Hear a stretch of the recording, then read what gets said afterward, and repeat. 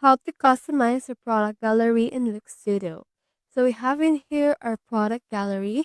And if you want to customize it, what you can do is you can just head over and click on that particular cell. And you can only customize it by editing the size as well as the scale. And the max width, background for that, media, overlay pattern. And you can also head over and then choose the layout for that as well. So for this category page, you can choose in here the docking, margins, and padding, as well as adjusting it right here. You can expand it and expand this opacity. So for example, if you set it at around 50%, its opacity will be around 50% as well in there.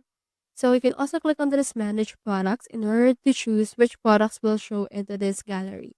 So once you have head over and opened it, this will open this dashboard right here. Now on this products that will open, you can either delete or add some more products that will appear. So let's just wait for this right here.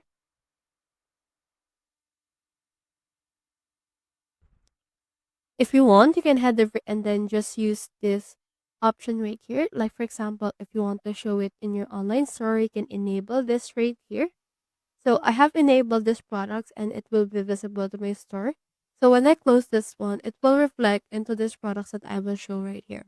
So let me close this and you can just wait for a few seconds after the actual presentation will appear.